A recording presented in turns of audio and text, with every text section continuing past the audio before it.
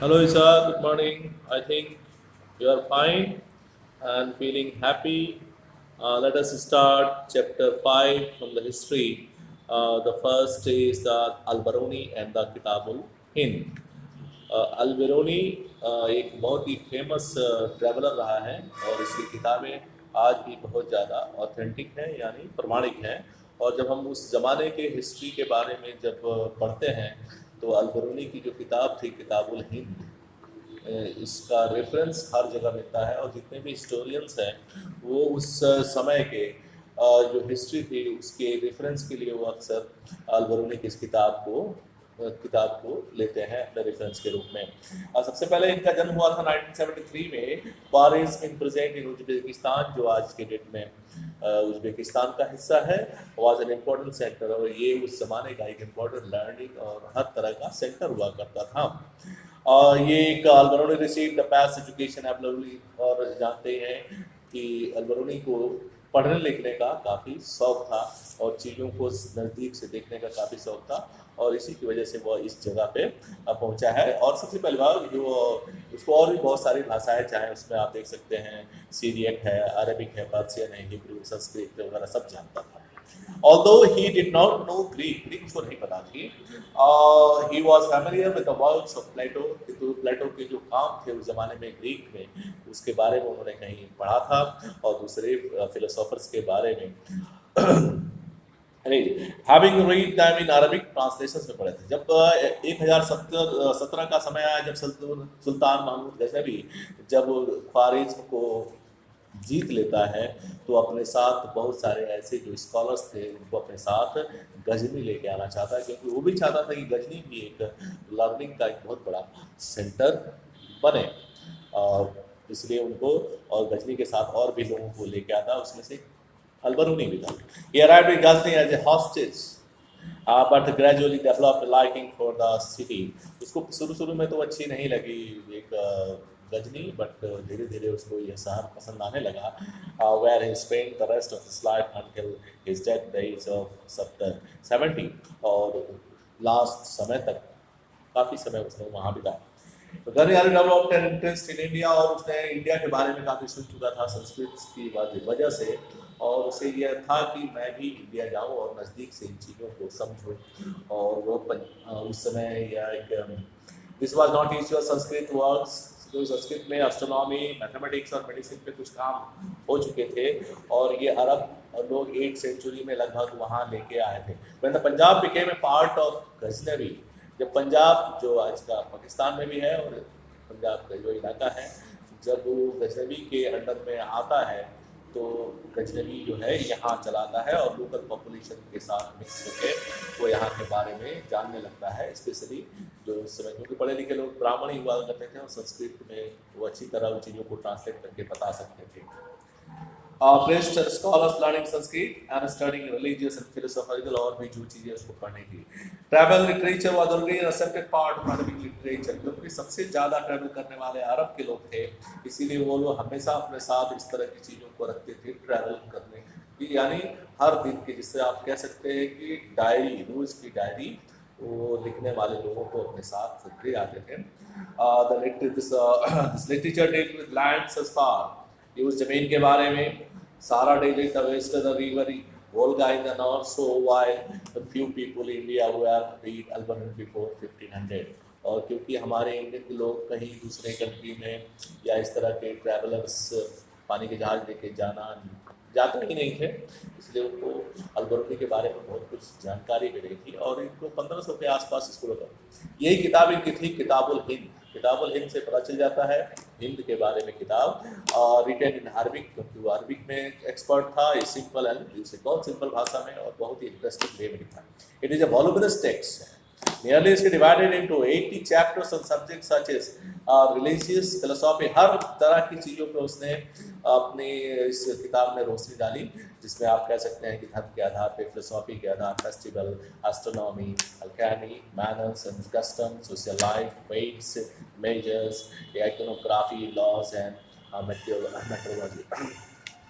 Generally thought, not always, Al-Biruni adopted a distinctive structure in each chapter, और हर chapter में उन्होंने अलग अलग तरीके से इस चीज़ को डिफाइन किया है, beginning with a question, following this up with a discussion based on Sanskrit tradition and concluding with a comparison with other culture, और जो कल्चर थे अलग अलग उसके बीच में उसने कंपैरिजन भी किया.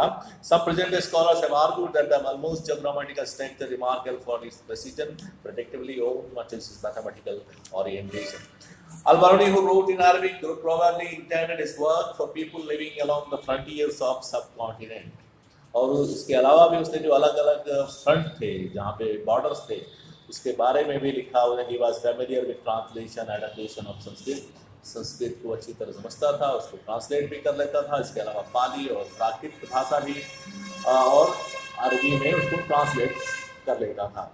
This range from favours to works astronomy and medicine. और यही काम बाकी चीज़ों में भी जो संस्कृत या प्राकृत या पाली भाषा में साइंस या मेडिसिन की जो काम होते उसको भी उन्होंने अरबिक में ट्रांसलेट किया. However he was also critical about the way in which the text were written and clearly wanted to improve on them. और जहाँ कहीं उसे कुछ कमी समझ में आई तो उसने उसको सुधारने की भी कोशिश किया. और उसी तरह का एक और आदमी था इब्न बतूता, जिन्होंने रिहला नाम से किताब लिखी. And early globe toddler. Globe toddler का मतलब होता है कि घुमक्कड़, और इसको घूमने में बहुत मजा आता था. Ibn Battuta book of travels called Rihla, written in Arabic, ये भी अरबिक में है, provides extremely rich and interesting details about that time of social and cultural life in the subcontinent in the 14th century में लिखा था इन्होंने. This Morocco, ये Morocco का रहने वाला था. I was born in Tangier into one of the most respected educated families known. और ये एक उस जिस फैमिली से आता था काफ़ी रिस्पेक्टेबल फैमिली थी और नोन फैमिली थी. और their exercise in Islamic laws of sharia, जहाँ पे इस्लाम का जो लॉ फॉलो होता है सरिया का. True to the tradition of his family, और अपनी ही फैमिली के ट्रेडिशंस को इसने आगे और बढ़ाया. Ibn Battuta received literary scholastic education when he was quite young. और उसके पूरे परिवार में काफ़ी पढ़े लिखे लोग थे, जिसकी वजह से काफ़ी कम उम्र में इसको बहुत सारी चीज़ों की जानकारी हो गई. Unlike most of other members of class, Ibn Battuta concealed experience gained through travels. जिस तरह बाकी लोग उस समय के फेमस जो ट्रैवलर्स थे जिन्होंने नज़दीक से जाके चीज़ों को समझने की कोशिश की, वही चीज़ इब्न बतूता का भी था कि मैं भी नज़दीक से जाके हर तरह की चीज़ों को सामने से एक्सपीरियंस करूँ और उसके बाद ही लिखूँ. He just loved traveling and went off a far off places. इसके लिए वो लंबी यात्राएं करता था, exploring new worlds, नए नए जगहों को खोजता था. And peoples before he set off India in 1332, और जब 1332 और 33 में जब इंडिया आता है, he made pilgrimage trips to Mecca. वो मुस्लिम था और यहाँ से वो मक्का चला गया हज के लिए. And already traveled extensively in Syria, Iraq, Persia, Yemen, और ये सब country of Oman and a few trading ports and the coast of West Africa तक भी वो घूमते घूमते चला गया. Traveling over through Central Asia, Ibn Battuta reached Sindh, और इसी तरह घूमते घूमते वह सिंध पहुंच गया जो आज का पाकिस्तान है. 1333 सिंध नदी के आस. He had heard about Mohammad बिन तुगलक, और उस समय यहाँ का जो सुल्तान था मोहम्मद तुगलक था, उसके बारे में सुना था. The Sultan of Delhi and lived by his reputation as a generous patron of arts. और सुना था कि वो इस तरह के लोगों को काफ़ी हेल्प करता है और उनको अपने यहाँ एडॉप्ट उनकी प्रिविलेज भी उनको देता है. Passing through Multan and Ouch, the Sultan is impressed by the scholarship. और वहाँ पे जाने पे सुल्तान के पास वो पहुँचता है और अपनी सारी जो योग्यता है उसको बताता है और सुल्तान काफ़ी खुश होता है. एंड अपॉइंटेड इन द काजी और जज ऑफ दिल्ली, और उसके बाद उसको दिल्ली का काजी बना दिया जाता है, जज जिससे. He remained in that position several years, कई सालों तक वो इस पोजीशन पे रहता है until he fell out of favor and was thrown into prison. और एक समय ऐसा आता है कि उसके जो विरोधी होते हैं वो उसके खिलाफ कुछ साजिश कर देते हैं और जिसकी वजह से उसे जेल में डाल दिया जाता है. वहाँ द मिसअंडरस्टैंडिंग, बट बाद में सुल्तान को वो गलती अपनी समझ में आती है तो उसे फिर से जेल से निकालता है. He was restored to imperial service and was ordered to proceed to China at the Sultan's invoice to the Mongol ruler. और उसके बाद वो उस समय जो मंगोल चाइना में थे उनके पास खबर भिजवाने के लिए एक तरह से एम्बेसडर बना के उनको भेजा जाता है. With the new assignment Ibn Battuta, अब ये तो उसके लिए काफ़ी एक अच्छी चीज़ थी क्योंकि वो घूमना भी चाहता था और ये चीन जाना है तो एक तरह से घूमने का भी मौका मिलेगा, ये उसके लिए एक अच्छी चीज़ थी। और वो मालाबार कोस्ट यानी पानी के जहाज़ के थ्रू वो सेंट्रल मालाबार ही स्टेट टू मालदीव्स होते हुए where he stayed for 8 months as the qazi, but eventually decided to proceed to Sri Lanka. Once Sri Lanka, he then went back to once more to Malabar coast and the Maldives में गया, and before resuming his mission to China, उसके बाद वो China गया। Visited Bengal and Assam as well. अब समझिए कि असम और बंगाल में घूमते हुए निकला। He took a ship to Sumatra and from there another ship for Chinese port town of Jaitun known as Zhangzhou, जो आज का नाम है।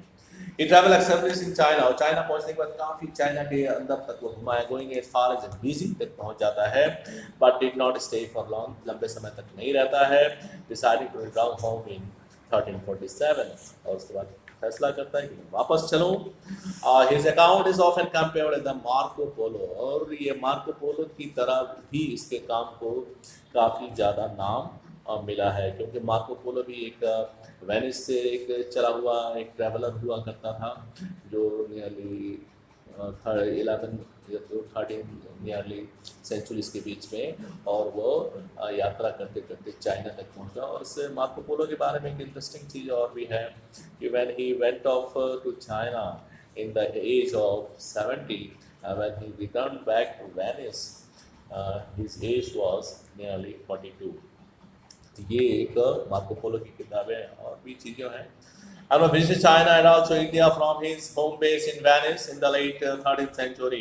Ibn Battuta meticulously recorded his observation, और जहाँ जहाँ वो जाता था उस चीज़ जगह के बारे में, वहाँ के कल्चर के बारे में, वहाँ के लोगों के बारे में वो काफ़ी डिटेल से लिखता था। और we need to bear in mind Globetrotter was traveling the 14th century when it was much more arduous and hazardous to travel, और ये काफ़ी एक इतना घुमक्कड़ जो उस जमाने के लिए काफ़ी खतरनाक हुआ करता था, समुद्री यात्राएं या जहाँ भी। According to Ibn Battuta he took 40 days to travel from Multan to Delhi, उसको 40 दिन लगे थे मुल्तान जो पाकिस्तान में है वहाँ से दिल्ली आने में, about 50 days from Sindh to Delhi, और सिंध से दिल्ली आने में से 50 दिन लग गए। The distance from Daulatabad to Delhi was covered in 40 days, while that from Gwalior to Delhi 10 days। आप सोच सकते हैं कि ये यात्राएं कितनी खतरनाक हुआ करती होंगी, बट इन लोगों के लिए ये चीज़ें काफ़ी रिस्की थी, और इस रिस्क का ही नतीजा है कि आज के डेट में जो हिस्टोरियंस हैं वह इन लोगों के रेफरेंस लेते हैं, और जब तक हिस्ट्री की चीज़ें चलती रहेगी तब तक मिडीवियल हिस्ट्री में इब्न बतूता या फिर अल-बरूनी का नाम हमेशा चलता रहेगा। रेस्ट इसके बाद अगले दिन फिर देखेंगे नेक्स्ट टॉपिक पे। आज के लिए इतना ही।